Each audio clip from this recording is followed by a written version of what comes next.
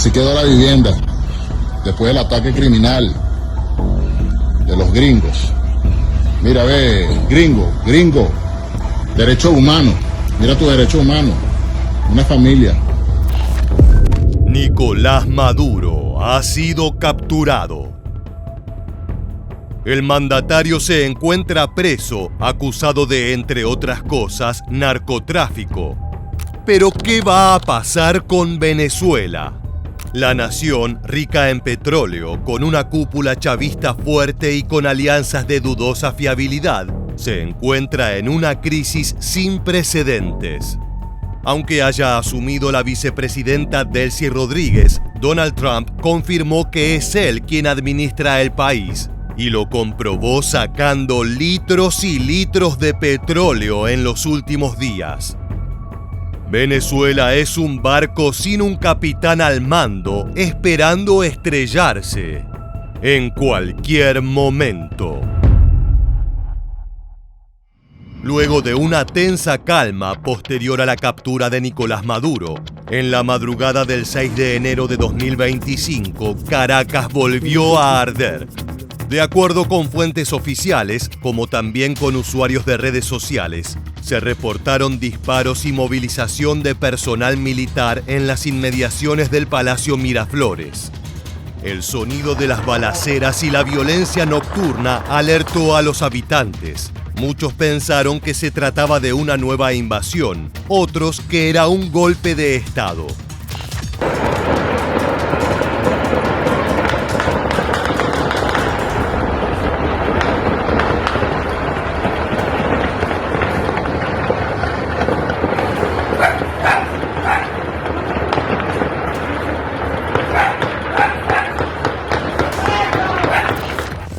Pero la respuesta era mucho más llamativa. De acuerdo con la información reportada por medios venezolanos, en horas de la noche aparecieron drones militares sobrevolando el cielo de Caracas. Las naves no tripuladas iban en dirección al Palacio Miraflores, pero fueron interceptadas por las Fuerzas Armadas locales, que lograron destruir los dispositivos luego de varios minutos de disparos y confusión.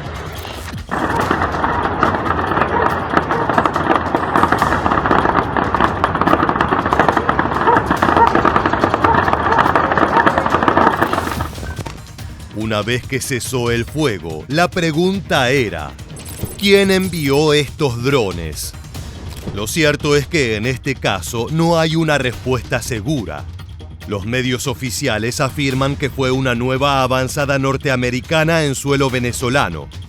Los sectores más críticos del gobierno, en cambio, sugieren que podría haber sido un falso ataque orquestado por las propias autoridades venezolanas en búsqueda de reivindicar su ejército y unir a la población bajo la idea de una inminente invasión ordenada por Donald Trump. Las imágenes de decenas de aviones de combate que sobrevolaron la nación el sábado 3 de enero son un argumento sólido para pensar que no será la última vez que el tío Sam se haga presente en Caracas.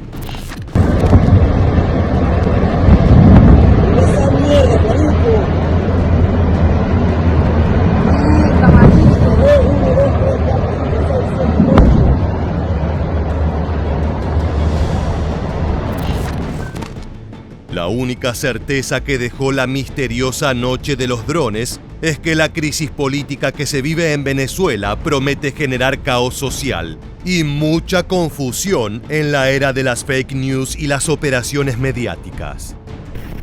Actualmente, la presidenta interina es Delcy Rodríguez, una histórica integrante del Partido Socialista del que formaba parte Maduro, pero que cuenta con una legitimidad limitada dentro y fuera del país. Con escaso apoyo y con fuertes críticas por colaborar con el régimen en situaciones de tortura y de arrestos por motivos políticos, ella debe apagar los incendios que dejó la invasión.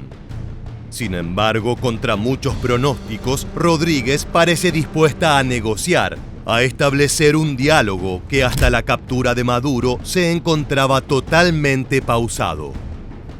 Uno de los problemas que Delcy Rodríguez debe resolver es encontrar a los potenciales entregadores que hicieron posible la captura de Maduro. los elementos sociales, políticos y militares que socavaron la defensa nacional por temor a que sigan trabajando con Washington para facilitar futuras intervenciones.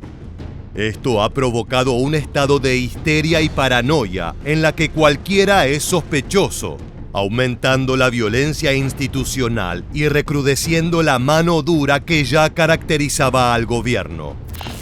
Maldito, y que tírate al suelo. Mandando a tirar al suelo a este carajo y este carajo ni. Si escucha lo que le dice y que para dónde vas tú, yo vivo aquí, le dice este carajo. Por un lado, inició una campaña de revisión de información, celulares y redes sociales para verificar qué postearon ciertos ciudadanos durante el ataque a Venezuela. Resulta curioso que el foco de estas investigaciones esté puesto en el ámbito civil, cuando claramente si hubo una entrega, fue por parte de personal jerárquico dentro de la cúpula política de Venezuela. Tal vez la intención es barrer las puñaladas por la espalda bajo la alfombra para no destruir a todo el sistema político. En cambio, quienes son perseguidos son usuarios de redes sociales. Muchos habitantes les pidieron a sus familiares en el exterior que dejaran de enviar mensajes celebratorios para evitar problemas con las autoridades. En simultáneo, si la transición hacia una democracia plena no es pacífica como anuncia Donald Trump, se prevé un exilio masivo de ciudadanos hacia países vecinos. Colombia siempre ha sido el destino favorito, ya que alberga a millones de venezolanos, pero otros países podrían también ser refugio para personas escapando de la creciente tensión interna. Desde antes de la captura de Maduro, muchos especialistas habían señalado que cortar la cabeza de la bestia no implicaría necesariamente el final de la violencia política. Como una hidra donde hubo una fauce, ahora surgen dos. El temor es que Venezuela entre en un loop de gobiernos de facto y de constantes protestas y manifestaciones. Muchos equiparan el caso a lo que se vivió en algunas naciones de Medio Oriente, donde la intervención estadounidense jamás fue capaz de estabilizar a un gobierno democrático y alejado del terrorismo. Uno de los principales críticos de la intervención fue Gustavo Petro, presidente de Colombia. Los gringos están en la olla si piensan que invadiendo Venezuela resuelven su problema. Meten a Venezuela en el caso de Siria, solo que con el problema que se arrastran a Colombia lo mismo. Porque irían estos grupos a apoderarse de las riquezas del subsuelo, minerales, y eso significa más economía para la muerte. No solo pasó en Siria, sino también en Irak y en Afganistán. En este último caso, tras 20 años de presencia constante y de invertir millones de dólares, a los minutos que el tío Sam se retiró, regresaron los talibanes al poder. Cambiar los destinos de un país como si fueran piezas de ajedrez no es tan sencillo. Las palabras de Petro son especialmente significativas, ya que Colombia está en la mira de Estados Unidos por presuntas relaciones entre el gobierno y el narcotráfico.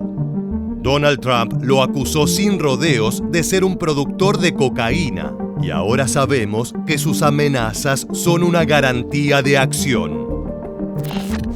Colombia is very sick, run by a sick man who likes making cocaine and selling it to the United States. And he's not going to be doing it very long, let me tell you. What does that mean? He's not going to be doing it very long? He's not doing it very long because he has cocaine mills and cocaine factories. He's not going to be doing it very long. So there will be an operation by the U.S. It sounds good to me. You know why? Because they kill a lot of people, yeah. Si Trump pretende avanzar sobre sus enemigos políticos en Latinoamérica, es probable que intente hacer de Venezuela una base de operaciones tácita. Sin ocupación formal, pero sí apoyando política, economía y logísticamente a un gobierno que le sea absolutamente servil para poder plantar bandera en una región que le es de mayor interés. Es por eso que uno de los posibles futuros de Venezuela es el de ser el botín de guerra de Washington. Luego de la captura de Maduro, todo el mundo posó sus ojos sobre China y Rusia, dos grandes aliados del régimen bolivariano que en el pasado invirtieron miles de millones de dólares en el país. Las respuestas de ambas naciones fueron como mínimo tibias. Se limitaron a calificar de peligrosa e ilegítima la captura de Maduro durante la Asamblea de la ONU del lunes 5 de enero, mientras que su par estadounidense defendió abiertamente las políticas de su país, acusando al mandatario de ser un narcotraficante. Nicolas Maduro is responsible for attacks on the people of the United States, for destabilizing the Western Hemisphere, and illegitimately repressing the people of Venezuela. As Secretary Rubio has said, there is no war against Venezuela or its people. We are not occupying a country.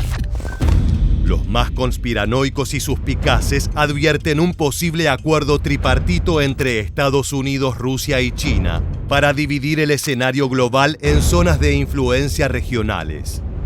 Latinoamérica, el este de Europa y el sudeste asiático respectivamente.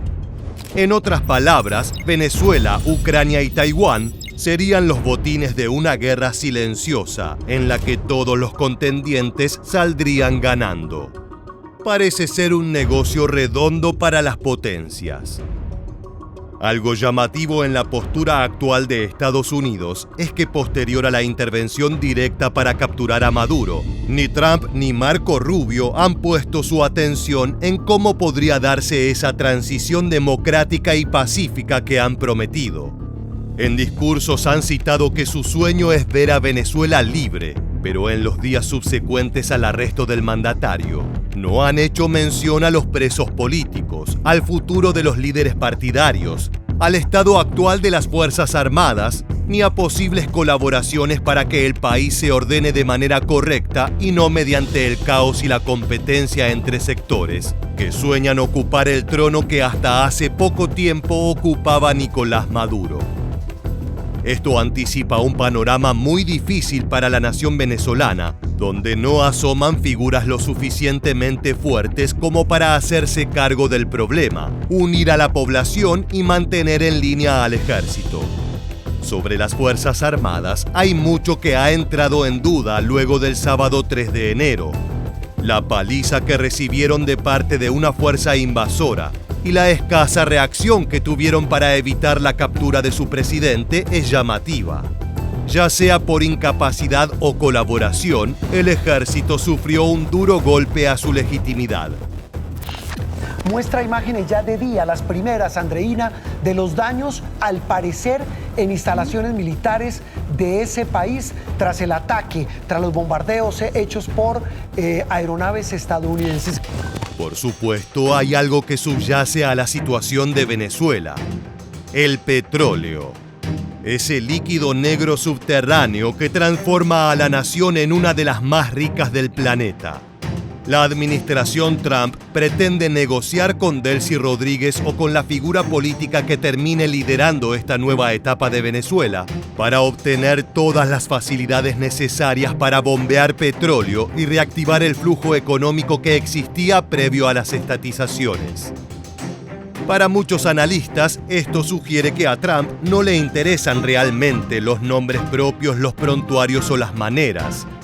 Si un exfuncionario de Maduro negocia y acata las reglas estrictas en cuanto a recursos naturales que lleguen desde Washington, no interferirá en la continuidad del régimen. Algo que podría decepcionar a muchos venezolanos que soñaban con un cambio radical en las políticas de su país. So now there are other people in charge of the military and police apparatus there. They're going to have to decide now what direction they want to go, and we hope they will choose a different direction than the one Nicolás Maduro picked. En cuanto a factores económicos, al pasar una fuente impresionante del recurso a manos estadounidenses, muchos esperan modificaciones fuertes en los precios internacionales. La predicción comenzó a cumplirse de manera progresiva. El lunes 5 de enero el barril comenzó la semana unos cuantos centavos por debajo. Se espera que esa tendencia continúe hasta mostrar valores significativamente inferiores. Los resultados de esa reconfiguración internacional están por verse. Este aspecto de la invasión a Venezuela promete involucrar a empresas y países que poco tienen que ver con el régimen de Maduro, pero que de seguro verán sus intereses afectados por las variaciones de precios. El futuro de Venezuela es de pura incertidumbre. De a poco emergen frentes que buscan disputar el vacío de poder dejado por Maduro, pero todo indica que Estados Unidos no participará de forma directa en esa reconfiguración, siempre y cuando los nuevos líderes colaboren económicamente con Washington. Con un país en crisis, librado a su suerte, con una sociedad cansada y un ejército fiel a un partido acéfalo, se presentan los ingredientes para el caos. Solo el tiempo dirá si el pueblo venezolano podrá finalmente vivir en paz y armonía, o si el futuro le depara un infierno aún peor. De esta manera llegamos al final del video. Si te gusta este contenido y quieres mantenerte al tanto de todas las novedades en torno a lo que ocurre en Venezuela, te invitamos a suscribirte y activar las notificaciones de nuestro canal. Sin más, nos despedimos hasta la próxima entrega de Militarmente. Gracias por acompañarnos.